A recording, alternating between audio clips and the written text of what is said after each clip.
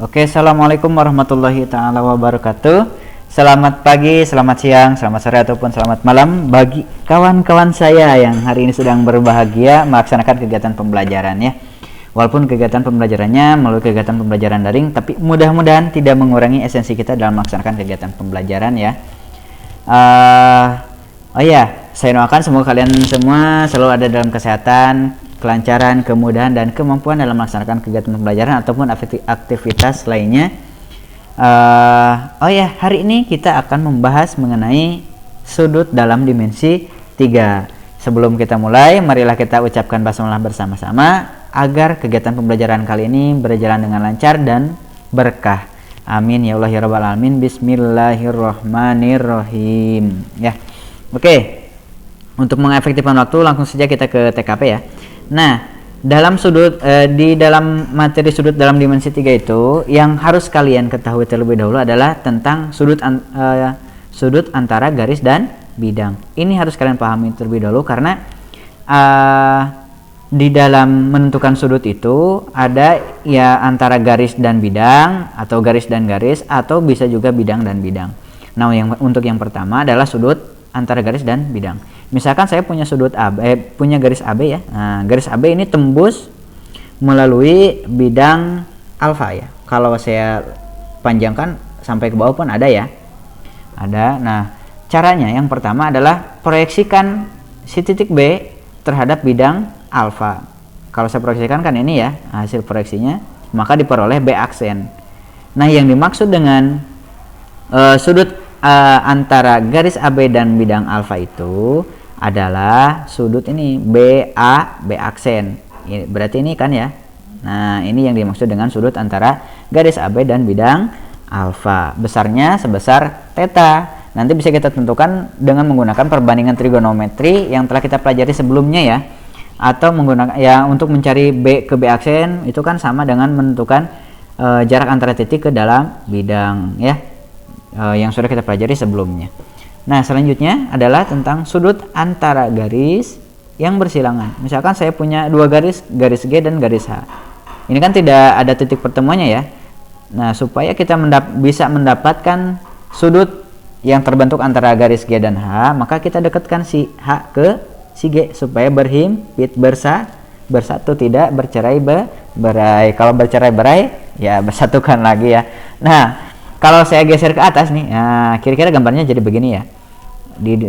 Digeser ke atas maka akan ditemukan titik pertemuan. Nah, titik pertemuan ya. Sebentar, titik pertemuan yaitu di sini ya, titik pertemuannya. Harus ada titik pertemuannya. Maka yang dimaksud dengan theta atau besar sudutnya adalah ini ya. Besar sudut antara garis G dan H adalah ini. Dan H setelah digeser mendekati G, saya lambangkan dengan H aksen saja ya. Nah, begitu. Yang selanjutnya, next. Yang ini.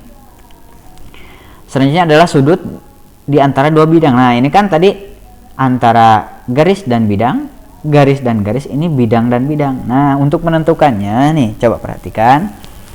Untuk menentukan sudut antara bidang dan bidang, kita harus membuat garis perpotongan ya, antara bidang alfa dan bidang beta.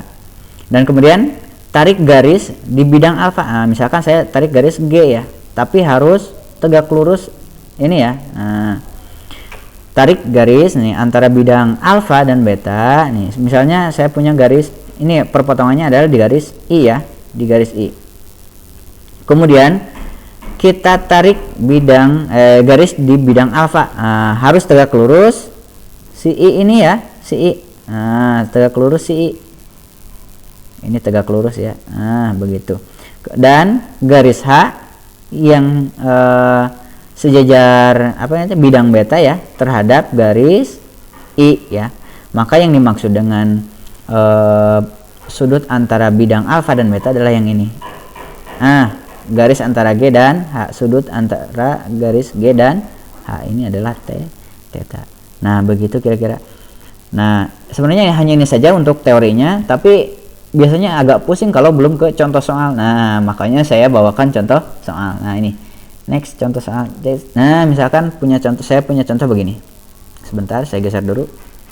Nah, Diketahui kubus ABCD EFGH dengan panjang rusuk sama dengan 8 cm. Tentukanlah besar sudut yang dibentuk oleh diagonal bidang AF dengan dengan diagonal ACGE. Nah, yang ditanyakan adalah sudut antara AF dan diagonal ACGE. Nah, langkah pertama apa? Ya dijawab. Sebelum menjawab dibaca dulu soalnya ya. Oke, karena soal sudah dibaca berarti kita tinggal jawab begitu. Nah, kalau saya gambarkan kubus ABCDEFGH-nya kira-kira begini gambarnya. Tada is. Nah, kira-kira begini, ini A B C D ya, D-nya di sini. E F G H. Nah, ini F guys ya, F. Oke. Nah, langkah pertama kita perhatikan dulu bahwasanya garis AF ini kalau saya gambarkan begini. AF, si AF ini set. Nah, si AF ini set. Kira-kira di sini ya garisnya, si garis AF ini ternyata memotong bidang ACGE. Bidang ACGE yang mana? Saya gambarkan bidang ACGE-nya. Ini bidang ACGE, ya begini, ACGE. Nah, berarti ini kan bidangnya ya. Nah, saya kasih warna deh misalkan. Nah, bidang yang warna hijau ini adalah bidang ACGE. Nah, ternyata si garis AF ini, si garis AF memotong bidang apa? Bidang ACG di mana? Di A ya. Di sini memotongnya di A. Setelah itu nih coba perhatikan lagi. Sekarang berarti untuk menentukan sudut antara AF dan AC, bidang ACGE itu tinggal kita proyeksikan si titik F, ke bidang menggunakan prinsip ini ya, ke bidang ACGE. Nah, coba lihat deh. Nah, kan saya punya garis nih, misalkan bukan AB tadi, AF ya, AF menembus bidang apa? ACGE. Nah, kalau mau menembus bidang berarti tinggal kita proyeksikan. Nah, ini juga sama. Berarti proyeksikannya bukan ke sini ya, tapi ke bidang ACGE. ACGE kan yang ini ya. Misalkan berarti nanti kita akan ketemu nih kan di sini. Di sini kan ada garis juga. Nah, berarti kalau saya proyeksikan ke bidang ACG berarti di sini titik pertemuannya. Misalkan ini adalah P. Nah, misalkan itu ya. Nah, berarti kan di sini juga terbentuk ini ya. Garis, kalau saya tarik garis ini misalkan yang kuning ini adalah garis dari A ke P. Kalau saya gambarkan, di sini dipisahkan kira-kira begini gambarnya. Set. Dan merah tuh ya, ini A P F. Nah, karena si F kan yang miring ya. Nah, coba perhatikan lagi di sini, si F nya yang miring. Nah, setelah itu, nah kan tadi AF itu diagonal bidang, diagonal ruang atau apa ya, diagonal bidang. Yang telah kita pelajari di minggu lalu bahwasanya diagonal bidang dalam apa ini teh, kubus itu pasti besarnya adalah A akar 2. Ini diagonal bidang. Diagonal bidang. Saya ingatkan diagonal bidang itu pasti A akar 2. A itu sisinya ya. Chatting di sini. Catatan pusing. Penting ya. Catatan penting. Ini penting kalian ingat, diagonal bidang itu pasti besarnya sisi akar 2. Sisinya kan berapa di sini? 8. Oh, berarti di sini 8 akar 2. Si FP itu kan setengah dari FH. FH itu apa? F ke H, diagonal bidang ya. Kalau diagonal bidang berarti karena si PF itu sama dengan setengah diagonal bidang apa? Diagonal bidang HF atau FH ya, sama saja. Karena HF atau FH itu diagonal bidang berarti besarnya 8 akar 2. Ya kan? Nah, sisi akar 2 sisinya kan 8 akar 2. Nah, berarti kan 4 akar 2 ya. 4 akar 2. Nah, selanjutnya Selanjutnya ini kan berarti 4 akar 2. Kita tentukan besar AP. Si AP-nya berapa berarti? Atau boleh kita gunakan langsung prinsip sin ya.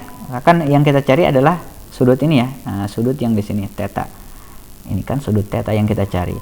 Kalau ada diketahui depan kemudian miring, rumus apa yang digunakan? Rumus sin ya. Sin itu kan demi ya, depan per miring. Berarti kita gunakan sudut sin. Sudut apa? Sudut FAP. Sudut sin sudut FAP sama dengan berapa? Depan per miring. Depannya 4 akar 2 per 8 akar 2. Tuh kan, akar 2 nya kan habis tuh. Sisa 4 per 8 berapa? 4 per 8 ya setengah.